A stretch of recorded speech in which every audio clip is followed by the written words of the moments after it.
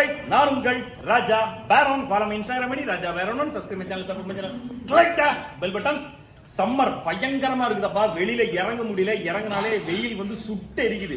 கொஞ்ச நேரம் வெயில்ல நம்ம அப்படியே நிக்க விட்டா போதும். இந்த டைம்ல ஓகே, கருத்து சுண்ணாம்புண்டா ஆக்குறது இல்ல, எரிஞ்சிருவோம் போல இருக்குது. அந்த அளவுக்கு மோசமா இருக்குது. சட்டையில இருந்து அப்படியே புகையா கிளம்புது. அந்த அளவுக்கு மோசமா இருக்குது. இந்த டைம்ல வந்து இந்த காவலர்கள், போக்குவரத்து காவலர்கள், மற்றபடி இந்த டியூட்டிக்கு நிற்கிற காவலர்கள், இவங்க எல்லாருடைய நிலைமையை ரொம்ப பாவம் தான்.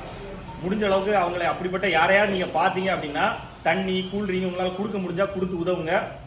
ஓகே, மற்றபடி எந்த மாதிரி யார் இருந்தாலும் அவங்களுக்கு கொடுத்து உதவுங்க. பறவைகளுக்கு முடிஞ்சா அங்கங்கே பறவைகளுக்கு தண்ணி வைங்க. இந்த மாதிரி சின்ன சின்ன வேலைகளை பண்ணுங்க. ஓகே, அதை விட முக்கியமா இந்த டைம் ஹீட், ஏற்கனவே உடம்பு பாடி வந்து ஹீட்டா இருக்கு. இந்த டைம் இந்த ஹீட் வேற தாங்க முடியல. இதுக்கு என்ன பண்ணலாம், ஏதாவது ஐடியா இருக்கான்னு கேட்டா அருமையான ஐடியா இருக்கு. நான் ஃபாலோ பண்ற ஐடியா. பிடிச்சிருந்தா எடுத்துக்கோங்க, இல்ல பிடிச்சதை எடுத்துக்கோங்க, சரின்னா எடுத்துக்கோங்க, இல்ல சரியானதை எடுத்துக்கோங்க. ஒன்னும் இல்ல, போயிட்டு ஒரு இளநி வாங்குங்க. இளநி வாங்கி நைட்டு அதுல கொஞ்சம் ஒரு கையில பாதி கை வெந்தயத்தை உள்ள போட்டு ஒரு கரண்டி வச்சு உள்ள தள்ளிட்டு அப்படியே வச்சிருங்க. காலையில எழுந்துச்சு வெறும் வயிற்று அப்படியே குடிச்சிருங்க.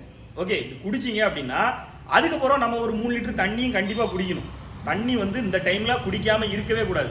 3 லிட்டர் தண்ணியும் குடிக்கணும். அப்படி குடிக்கும் போது என்னதான் ஹீட் இருந்தாலும் நம்ம யூரின் வந்து எல்லோவா போகும். இந்த டைம் எவ்வளவு தண்ணி குடிச்சாலும் எல்லோவா போகும். ஆனா இந்த காலையில அந்த இளநில வந்து வெந்தயம் போட்டு வச்சு அதை குடிக்கிறோம்ல, இப்படி குடிக்கிற டைம் வந்து நமக்கு வந்து யூரின் எல்லோவா போறது இல்லை.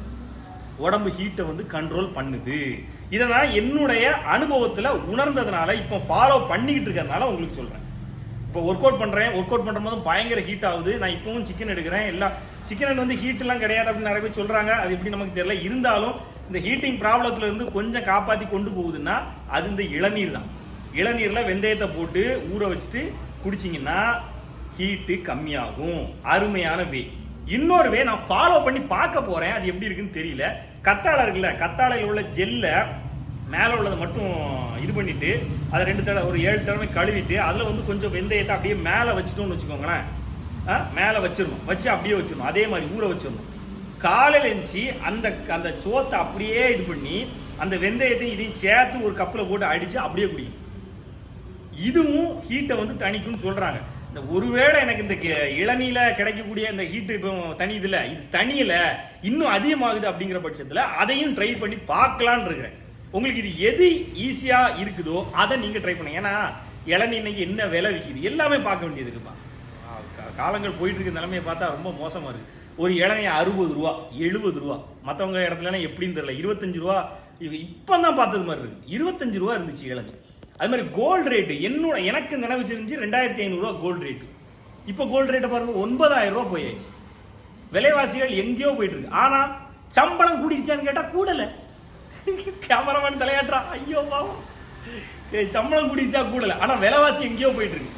இப்படி போயிட்டு இருந்தா வருங்காலம் என்ன ஆகும்னு நினைச்சீங்கன்னா, நாம அதே 30,000 தான் சம்பளம் வாங்குவோம். ஆனா சாப்பிட்றதுக்கான பொருட்கள் இருக்குல்ல, அதனுடைய வேல்யூ ரொம்ப அதிகமாயிடும். அப்படிங்கிற பட்சத்தில் என்ன ஆகும், நம்ம வாங்குற சம்பளத்தில் வச்சு நம்மளால சாப்பிட கூட முடியாத நிலைமை ஆகும். இன்னைக்கு நம்ம ஸ்ரீலங்காவை நினைச்சு ஐயோ இப்படி ஆகி போச்சு, அவங்களுக்கு ஒரு கிலோ வாழைப்பழம் 1000 ரூபாவாம்பா அப்படின்னு சொல்லிட்டு இருக்கோம். நாளைக்கு அதே நிலைமை தான் நமக்கும். இன்னைக்கு அந்த நிலைமையில தான் இருக்கும். கிட்டத்தட்ட ஒரு 25% நிலைமையில தான் இருக்கும். ஆனா அதை நம்ம உணர்றதில்லை. இத யாரால சரி பண்ண முடியும் அப்படின்னா அரசாங்கங்களால சரி பண்ண முடியும். ஓகே, யாரால சரி பண்ண முடியும்?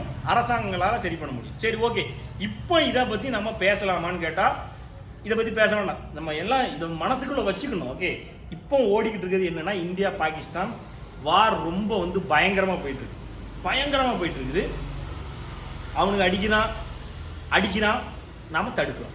அடிக்கிறான், தடுக்கிறோம். இதுதான் பண்ணிக்கிட்டு இருக்கிறோம். இன்னும் நாம இறங்கி அடிக்கல. அடிச்சிருக்கான்னு சொல்றாங்க, ஆனா இறங்கி அடிக்கல. ஏன்னா இந்தியா இறங்கி அடிச்சா பாகிஸ்தானுக்கு எவ்வளவு பெரிய இழப்பு ஏற்படுங்கிறது நாம யோசிச்சு பார்க்கலாம். நம்மகிட்ட அவ்வளவு பலம் இருக்குது. ஆனா நம்ம இன்னும் இறங்கி அடிக்கல.